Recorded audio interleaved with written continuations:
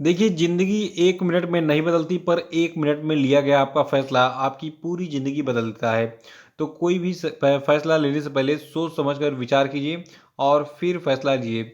देखिए, आज है 10 दिसंबर का दिन और आज की वीडियो में टोटल 10 मोस्ट इम्पोर्टेंट प्रश्नों पे हम चर्चा करेंगे, जो कि आपकी सभी परीक्षाओं के लिए मोस्ट इम्पोर्टेंट है। तो शुरू से लास्ट तक वीडियो बने रहिए और आज के वीडियो की पीडीएफ को आप हमारे वीडियो के डिस्क्रिप्शन बॉक्स से और टेलीग्राम चैनल से भी डाउनलोड कर सकते हैं। और देखिए, जो लोग नए हैं वो चैनल को सब्सक्राइब करके बेल आइकन जरूर प्रेस कर देंगे, और ताकि आने वाली वीडियो का नोटिफिकेशन आपको मिलता रहे, और वीडियो को लाइक और शेयर भी कर दीजिएगा। देखिए, आज का पहला प्रश्न है कि राष्ट्रीय कृषि और ग्रामीण विकास बैंक, जिसको नाबार्ड के नाम से आप जानते हैं, तो इसका नया अध्यक्ष किसको बनाया गया है?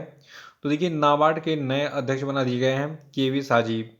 देखिए, जो राष्ट्रीय कृषि और ग्रामीण विकास बैंक यानी कि national bank for agriculture and rural development है, इसके जो नए अध्यक्ष बने हैं केवी साजी। देखिए, इन्होंने इससे पहले 21 मई 2020 तक नाबार्ड के उप प्रबंध निदेशक के रूप में काम किया है, लेकिन अब जो है नए अध्यक्ष बन गए हैं कौन? केवी साजी। किसके? नाबार्ड के।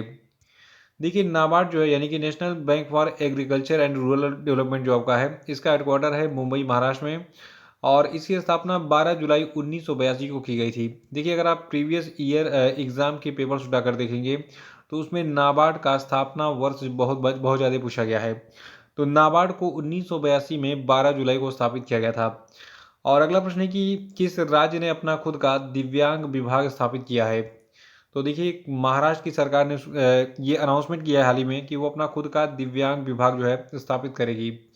और देखिए, महाराष्ट्र राज्य सरकार ने हाल ही में दिव्यांगजनों के लिए एक अलग सरकारी एजेंसी की स्थापना को अधिकृत किया है, और ये दिव्यांग व्यक्तियों की देखभाल और सुरक्षा की देखरेख के लिए एक अलग एजेंसी की मांग के 20 वर्ष के बाद आया है।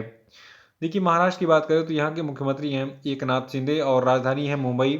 महाराष्ट्र के गवर्नर हैं भगत सिंह कोश्यारी और जनसंख्या यहाँ की है 114.2 मिलियन। तीसरा प्रश्न है कि यूपीआई पर क्रेडिट कार्ड को सपोर्ट करने वाला भारत का पहला पेमेंट गेटवे कौन बन गया? तो देखिए, क्रेडिट कार्ड को सपोर्ट करने वाला भारत का पहला पेमेंट गेटवे बन गया है रेजर पे। देखिए, अभी हाल ही में जो ये कदम उठाया गया है रेजर पे के द्वारा, तो इसका उद्देश्य है डिजिटल भुगतान को और मजबूत करना और भारत की क्रेडिट भागीदारी को बढ़ावा देना। और देखिए, रेजर पे ने जो है यूनिफाइड पेमेंट गेटवे यानी कि यूपीआई पर क्रेडिट कार्ड लेन देन का समर्थन करने की अपनी तत्परता की घोषणा की है। और अगला प्रश्न है कि table tennis federation of India के नए अध्यक्ष कौन बने? तो देखिए, table tennis federation of India के नए अध्यक्ष मेघना अहलावत बन गए हैं। बन गए नहीं, बन गई हैं, ठीक है। तो मेघना अहलावत बनी है table tennis federation of India की नई अध्यक्ष। और देखिए, इन्होंने इस पद पर दुष्यंत चौटाला का स्थान लिया है। देखिए, मेघना अहलावत को 5 दिसंबर 2022 को table tennis federation of India का नया अध्यक्ष बनाया गया, और इनके साथ में 2 नियुक्तियां और हुई हैं। देखिए, पूर्व नेशनल चैंपियन कमलेश मेहता को महासचिव बनाया गया है table tennis federation of India का, और पटेल नागेंद्र रेड्डी को कोषाध्यक्ष चुना गया है table tennis federation of India का। तो खैर, इन दोनों का नाम वैसे जानकारी के लिए बस याद रख लीजिए, लेकिन जो सबसे मेन एग्जाम में पूछा जाने वाला नाम है वो है मेघना अहलावत का, क्योंकि इनको table tennis federation of India का अध्यक्ष बनाया गया है और इन्होंने इस पद पर दुष्यंत चौटाला का स्थान लिया है। अगला है कि दुनिया की 100 सबसे शक्तिशाली महिलाओं की फोर्ब्स 2022 की सूची में कौन शीर्ष पर है? तो देखिए, फोर्ब्स की 100 सबसे शक्तिशाली महिलाओं की फोर्ब्स 2022 की सूची में उर्सुला वान डेर लेयन जो है ये पहले स्थान पर हैं। देखिए, उर्सुला वान डेर लेयन कौन है ये भी जानना बहुत ज़रूरी है। देखिए, जो आपने यूरोपियन आयोग का जो है नाम सुना होगा, तो यूरोपियन आयोग की अध्यक्ष हैं उर्सुला वान डेर लेयन, ठीक है। और इन्होंने 2022 में फोर्ब्स की दुनिया की 100 सबसे शक्तिशाली महिलाओं की सूची में पहला स्थान हासिल किया है। देखिए, पहला स्थान तो इन्होंने हासिल किया है, लेकिन भारत की भी कुछ महिलाओं को इसमें स्थान मिला है। तो देखिए, इस बार भारत की कुल 6 महिलाओं ने जो है स्थान पाया है दुनिया की 100 सबसे शक्तिशाली महिलाओं की फोर्ब्स की 2022 की सूची में। और ये 6 महिलाएं कौन हैं और इनकी रैंक क्या है, ये एग्जाम में पूछी जाएगी, तो ध्यान से सुनिए। देखिए, दुनिया की 100 सबसे शक्तिशाली महिलाओं की सूची में भारत की 6 महिलाओं में पहला नाम है भारत की वित्त मंत्री निर्मला सीतारमण का, ये 36वें स्थान पर हैं दुनिया के 100 सबसे शक्तिशाली महिलाओं की सूची में, और ये लगातार 5वीं बार जो है इस सूची में इनको स्थान मिला है। और देखिए, जो माधवी पुरी बुच हैं इनको 54वां स्थान मिला है, और HCL टेक्नोलॉजी की जो चेयरपर्सन हैं रोशनी नादर मल्होत्रा, ये 53वें स्थान पर है सूची में। और स्टील अथॉरिटी ऑफ इंडिया की अध्यक्षा सोमा मंडल को 67वां रैंक मिला है। बायोकॉन की कार्यकारी अध्यक्ष किरण मजूमदार शाह को 72वां स्थान मिला है। और नायका की सीईओ फाल्गुनी नायर को 89वां स्थान मिला है इस फोर्ब्स की दुनिया की 100 सबसे शक्तिशाली महिलाओं की सूची में। तो ये सारी चीज़ें नोट कर लीजिएगा, ये एग्जाम में पूछी जाएंगी। और देखा गया है कि हाल ही में किस संगठन ने भारत के शीतकालीन क्षेत्र में जलवायु निवेश के अवसर पर रिपोर्ट जारी की। तो देखिए अभी हाल ही में विश्व बैंक ने भारत के शीतकालीन क्षेत्र में जलवायु निवेश के अवसर पर रिपोर्ट जारी की है। और इस रिपोर्ट में कहा गया कि भारत जल्द ही दुनिया में उन पहले स्थानों में से एक बन सकता है जहां गर्म हवाएं मानव के जीवित रहने की सीमा को पार कर सकती हैं। तो याद रखिएगा, भारत के शीतकालीन क्षेत्र में जलवायु निवेश के अवसर पर विश्व बैंक के द्वारा एक रिपोर्ट जारी की गई है। इसमें बताया गया है कि भारत जल्द ही दुनिया के उन पहले स्थानों में से एक बन जाएगा जहां गर्म हवाएं मानव के जीवित रहने की सीमा को पार कर सकती हैं। वैसे भी आपने गर्मी में देखा होगा, लू बहुत ज़्यादा तेज चलती है और एक तरीके से लगता है कि हमारी स्किन जो है ये लू से जल जाएगी। तो विश्व बैंक का कहना बिल्कुल सही है। अगर हमने पेड़ नहीं लगाए, समय रहते हमने जो है इस पर कंट्रोल नहीं किया, मतलब क्लाइमेट कंट्रोल पे जो है काम नहीं किया, एक्शन नहीं लिया, तो ये सारी चीज़ें देखनी पड़ेंगी। अगला है कि हाल ही में किस संगठन ने tool kit on enabling gender responsive urban mobility and public spaces in India launch करने के लिए एक कार्यक्रम आयोजित किया। तो देखिए वर्ल्ड बैंक यानी कि विश्व बैंक के द्वारा जो है अभी हाल ही में tool kit on enabling gender responsive urban mobility and public spaces in India launch करने के लिए कार्यक्रम आयोजित किया गया था। और देखिए खास बतौर है, वर्ल्ड बैंक ने अकेले नहीं बल्कि Chennai urban metropolitan transport authority के साथ मिलकर विश्व बैंक ने संयुक्त रूप से जो है tool kit on enabling gender responsive urban mobility and public spaces in India जारी किया है। और देखिए इस टूल किट में व्यवहारिक उपकरण है जो कि महिलाओं के लिए सुरक्षित और समावेशी सार्वजनिक क्षेत्रों और सार्वजनिक परिवहन को सुनिश्चित करने में भारत में सरकारों और वाणिज्यिक या समुदाय आधारित समूहों की सहायता कर सकते हैं। और आठवां प्रश्न की भारत में 2022 में गूगल पर सबसे ज़्यादा सर्च किया जाने वाला विषय कौन सा है।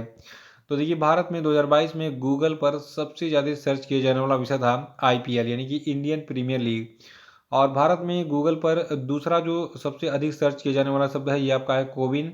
तीसरा है फीफा वर्ल्ड कप। चौथा है एशिया कप। पांचवा है ICC men's T20 world cup. छठवां है ब्रह्मास्त्र पार्ट 1 शिवा। और सातवां है ई श्रम कार्ड। और आठवां है कॉमनवेल्थ गेम्स। और नौवां है केजीएफ चैप्टर 2। और 10वां शब्द था इंडियन सुपर लीग। तो ये 10 ऐसे शब्द थे जो कि भारत में सबसे अधिक 2022 में सर्च किए गए। देखिए एक खास बतौर ईयर इन सर्च 2022 शीर्षक वाली जो गूगल की वार्षिक रिपोर्ट जारी की गई जिसमें ये बताया गया है कि भारत में गूगल पर सबसे अधिक कौन सा शब्द सर्च किया गया। तो उसमें इंडियन प्रीमियर लीग यानी कि आईपीएल लगातार तीसरे साल जो है ये शीर्ष ट्रेंडिंग विषय रहा। यानी कि लगातार तीसरे साल जो है आईपीएल को भारत में सबसे अधिक सर्च किया गया। ठीक है। और इसके बाद फिर आपका कोविन है। कोविन क्या है? ये एक सरकारी वेब पोर्टल है जो कि कोविड-19 के लिए पंजीकरण और नियुक्तियों की सुविधा प्रदान करता है और डिजिटल वैक्सीन प्रमाण पत्र जारी करता है। और देखिए भारत में जो तीसरा सबसे अधिक खोजा जाने वाला शब्द था ये था आपका फीफा विश्व कप जो कि 20 नवंबर को कतर में शुरू हुआ। और चौथे और पांचवें स्थान पर जो शब्द थे आपके ये था क्रिकेट एशिया कप और आईसीसी पुरुष T20 विश्व कप। तो इन सब के बारे में आप जानते होंगे। बाकी देखिए खास बतौर बॉलीवुड ब्लॉकबस्टर फिल्म ब्रह्मास्त्र जो है इसका भाग 1 शिव जो है इसने छठी रैंक हासिल की।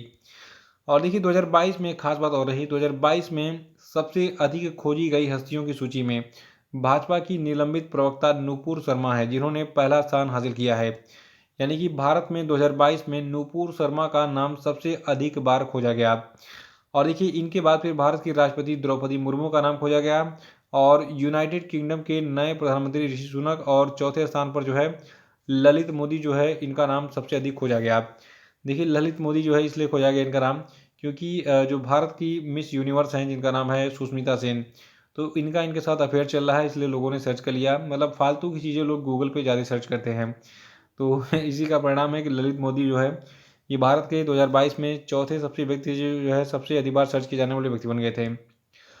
और नवा प्रश्न है कि 9वीं विश्व आयुर्वेद कांग्रेस और आरोग्य एक्सपो 2022 का आयोजन जो है 8 से 11 दिसंबर तक किस राज्य में किया गया?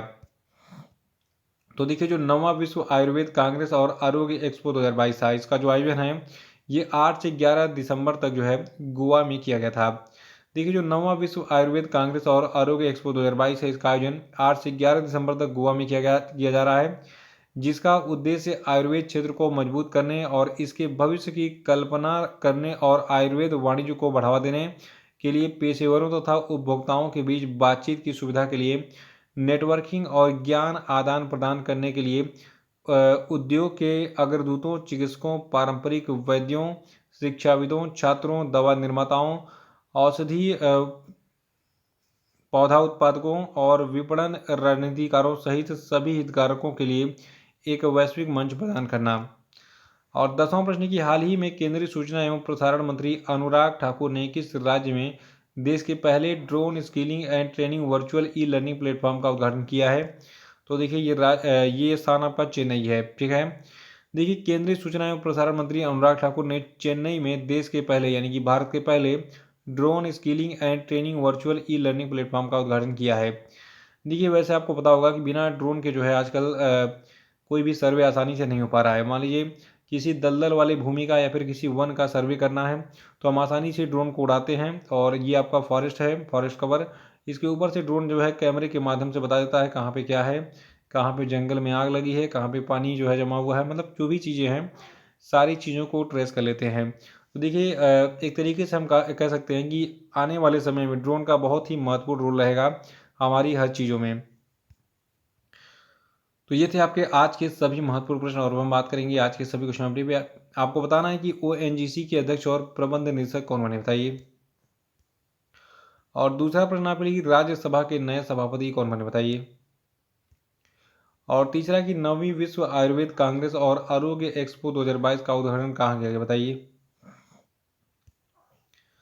और चौथा है कि हाल ही में आरबीआई ने 7 दिसंबर 2022 को रेपो रेट में कितने बेसिस पॉइंट की बढ़ोतरी की है, बताइए।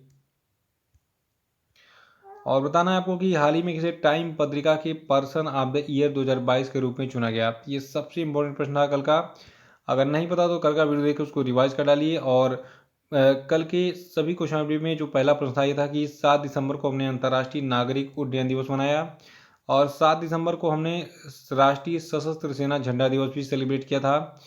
और देखिए जो आपकी मीराबाई चानू हैं, इन्होंने कोलंबिया में आयोजित वेटलिफ्टिंग वर्ल्ड चैंपियनशिप 2022 में सिल्वर मेडल जीता है। और गूगल ने भारत में गलत सूचना विरोधी अभियान शुरू किया था। और देखिए अभी हाल ही में आईआईटी मद्रास के शोधकर्ताओं ने समुद्री लहरों से बिजली उत्पन्न करने वाली तकनीकी विकसित की थी। तो ये थे आपके आज के सभी महत्वपूर्ण प्रश्न, और कल फिर मिलेंगे कल के वीडियो में। तो धन्यवाद।